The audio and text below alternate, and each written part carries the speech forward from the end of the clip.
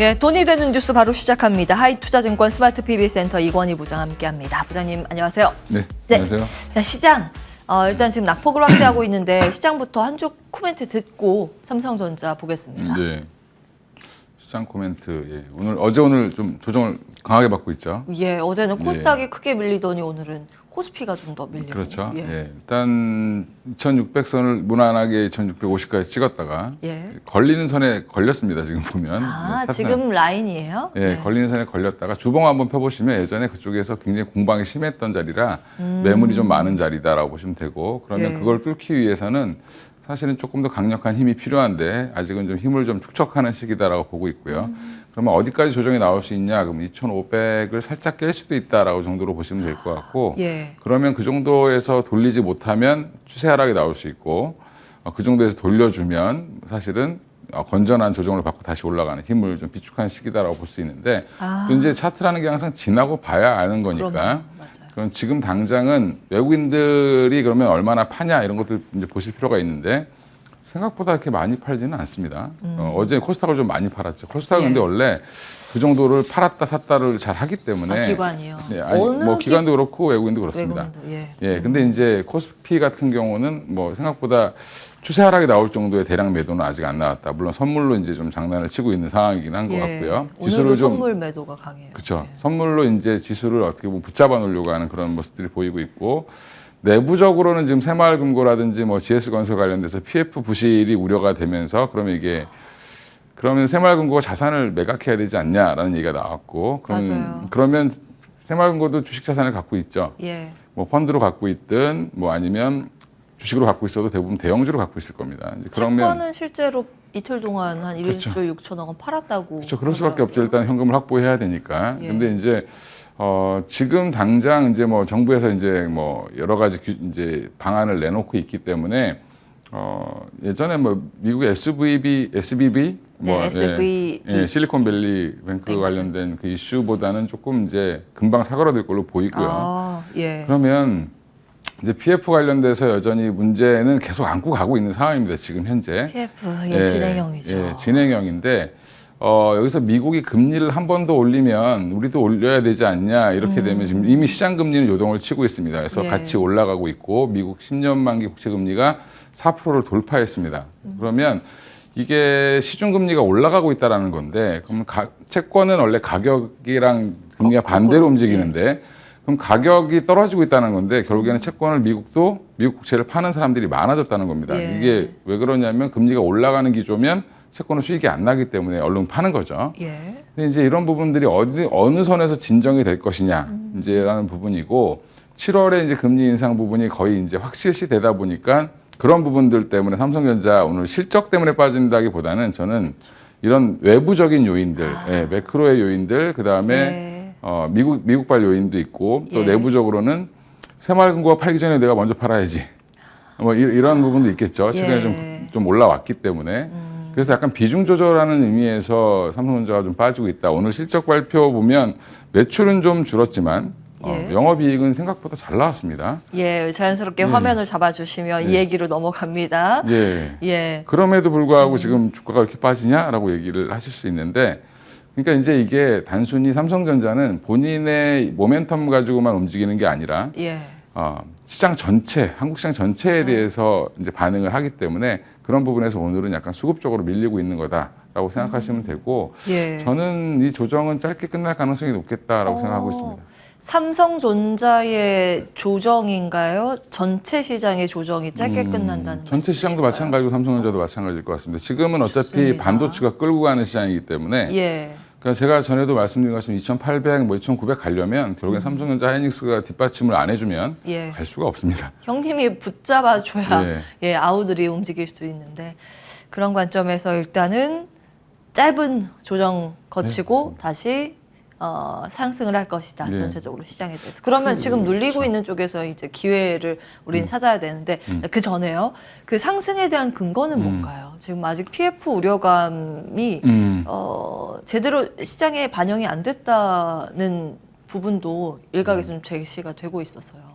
네, 제가 뭐 주식시장에 한 16년째 있지만 한 번도 시장에 위기가 없었던 위험은 없었던 적은 없습니다. 근데 이미 알려진 위험 가지고 터져서 문제가 된 경우는 없었고요. 아, 뺐다 꼼뿔리. 그렇죠. 기정사실화는 근데 이미 시장에 반영됐다. 새마을금고 얘기도 사실은 좀 오래전부터 나왔는데 연체율이 갑자기 급등하면서 일부 뱅크런 사태가 나오는 것 같으니까 그게 조금 이제 뭐 가시화됐다라는 부분에서는 일시적으로 좀 이게 그렇게까지 안 될 것 같았는데 그렇게 돼버리니까 이제 반응을 좀 하는 거라고 보시면 되고 최근 어제 또 뭐 중국도 안 좋았죠 사실은 중국이 경기 부양 얘기가 또 조금 약간 좀 둔화되는 모습이고 홍콩 그러니까 종합주가지수가 3% 넘게 그렇죠. 급등해서 우리보다 더 심합니다. 거기가. 그러니까 이제 중국이 대책을 내놔야 되는데 아직 대책을 안 내놓고 있죠. 그런 부분들이 이제 같이 엮여서 조금 뭐 아시아 증시를 좀 파는 형태가 나오지 않았나라고 생각하시면 될 것 같고요.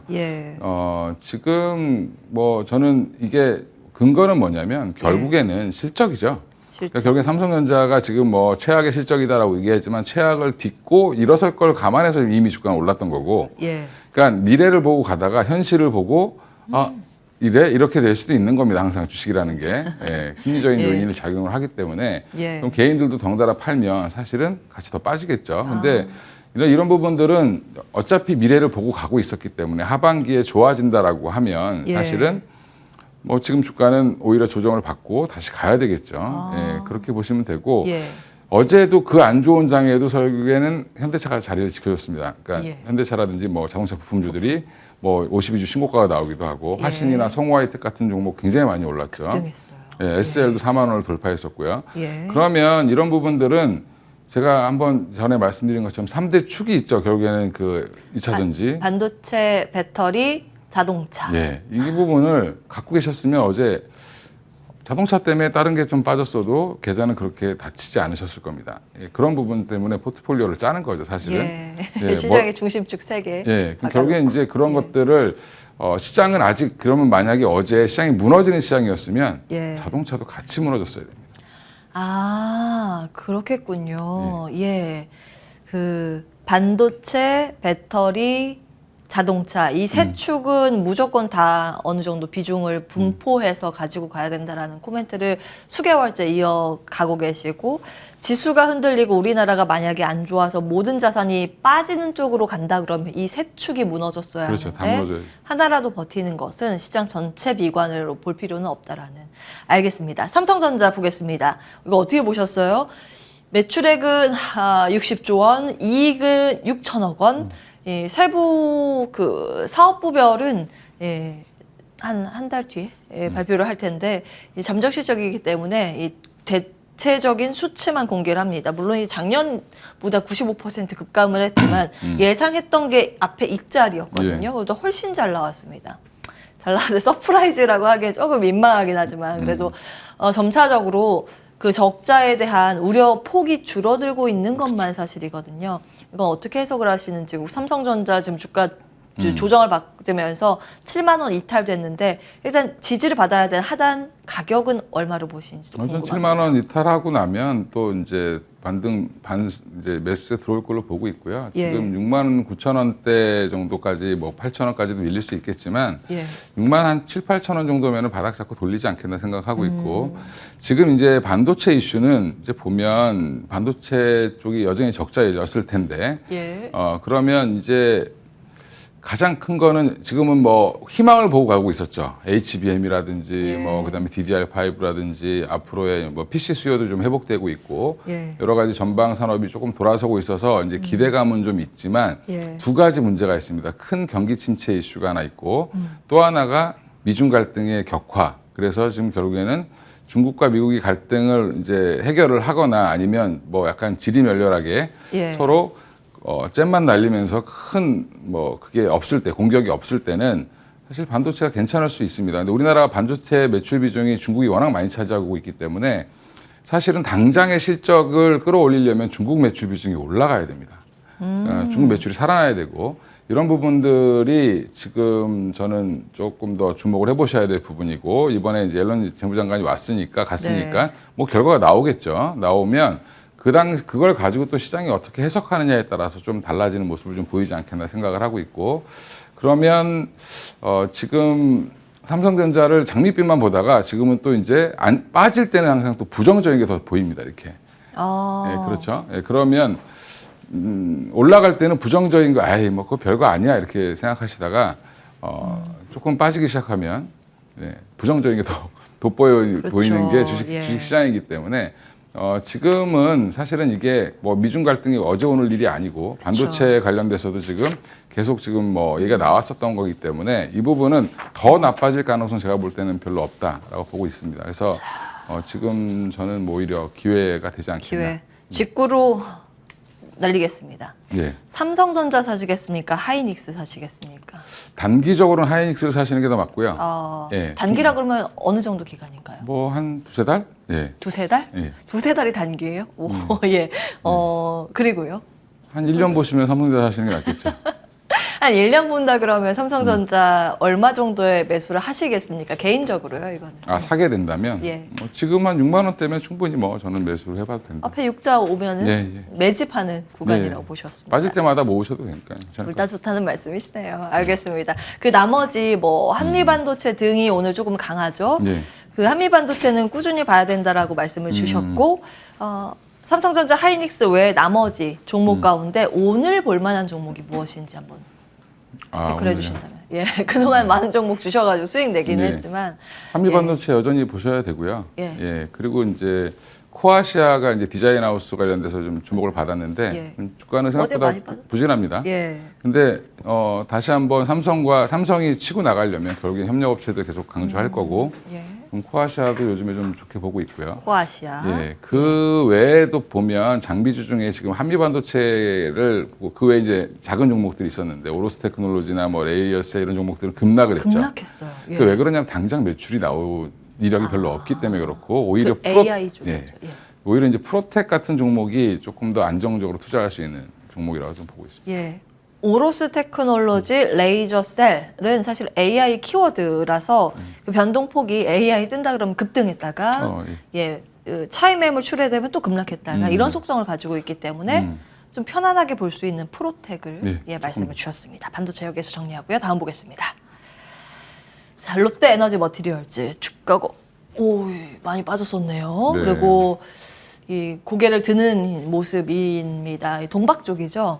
5년 뒤 하이엔드 동박 시장 1위 목표라고 하면서 사실 이때 SKC하고 그 롯데 에너지 머티리얼즈가 시장 급락할 때 오히려 두 종목이 급등을 하면서 동박이 드디어 가나 했는데 더 위로 가지는 못합니다. 이거 어떻게 보세요? 동박은 여전히 지금 아직까지 그 실적에 문제가 있죠. 실적에 문제가 있고 매출액도 줄고 그 다음에 이제 영업이익도 좀 주는 과정인데 이 롯데 머티리얼즈만 지금 이제 이건 이제 IR 행사를 크게 했는데 SKC도 했죠. 그래서 SKC도 뭐 4년 뭐 앞으로 4년 뒤에는 우리가 뭐 매출을 얼마까지 올리겠다. 그러니까 둘 다 지금 서로 정규 1등 하겠다고 지금 얘기를 하고 있습니다. 근데 이제 이건 아주 좋은 거죠. 투자 입장에서는. 그러니까 뭐 SKC 같은 경우도 거의 4조 원 이상을 투자하겠다라고 얘기를 했고 4에서 5조 정도 투자한다라고 얘기를 했고요. 앞으로 동박뿐만 아니라 이제 다른 것까지 반도체 소재까지 해서 같이 이렇게 하고 있고 롯데 에너지 머티리얼즈는 이게 인수된 지 얼마 안 됐죠. 근데 롯데그룹이 사실은 근데 인수할 무렵에 되게 안 좋았습니다. 롯데케미칼 자체가 안 좋았고 그러다 보니까 공격적인 투자라든지 이런 것들을 하긴 좀 어려운 상황이었다라고 보면 이런 부분들이 좀 해소가 되는 국면에서는 저는 롯데 에너지 머티리얼즈도 충분히 뭐 바닥권은 이제 잡지 않았냐 생각을 하고 있습니다. 그러니까 상대적으로 달리지 못했다. 이제 주목을 받기 시작했다라는 게 포인트일 것 같은데요. 롯데 에너지 머티리얼즈하고 SKC 중에서는 어떤 게? 지금은 SKC가 더 좋게 보이고요. SKC요? 거기는 이제 또 반도체 소재 관련돼서 유리기판 관련된 거를 지금 미국의 공장을 짓고 있는데 이게 지금 미국 기업인 AMAT인가 하는 기업이 이제 이미 투자를 했습니다. 거기에 같이. 그러면 투자한 이유는 본인들이 사가겠다는 거죠. 고객을 확보해 놓고 시작하는 장사이기 때문에 사실은 그쪽에서 매출이 3분기 이후에 3분기부터는 가동이 된다라고 하니까 하반기부터 한 4분기부터 매출이 본격적으로 나오기 시작하면 그 동박 공장도 사실은 말레이시아 공장도 3분기 안에 가동이 됩니다. 그러면 하반기부터는 좀 실적이 좀 돌아서는 매출액이 좀 올라오는 모습이 좀 보이지 않겠나 생각하고 있고요. 그 롯데 에너지 머티리얼즈도 뭐 좋겠지만 이제 아직 근데 이쪽 두 종목은 바닥을 잡는 과정이기 때문에 당장 사서 뭐 급하게 수익 내실 분들은 좀 그냥 관심 종목에만 두고 계셔라. 예. 조금 더 밀리면 기회를 봐서 그때 매수를 고민해보자는 말씀. 그때 말씀 주시면 매수를 바닥을 더 잡기보다는 더 빠지기보다는 지금은 추세가 바뀌는 걸 보고 들어가는 게 오히려 낫죠. 예. 그러면 어떤 쪽 배터리를 계속 보시는 거예요? 여전히 양극재나 뭐 기존 주도 지금은 일단은 양극재 쪽에 뭐 포스코 퓨처엠 이런 종목들은 조정 나오면 사시는 게 맞는 거고. 예. 예. 포스코 퓨처엠 그리고요. 나노신소에도 계속 말씀드렸던 부분이 있었고, 예. 나노신소재. 예, 좋게 보는 쪽은 여전히 그쪽이고, 또 장비주들도 좀 좋게 보고 있습니다. 장비주는 뭘로 보세요?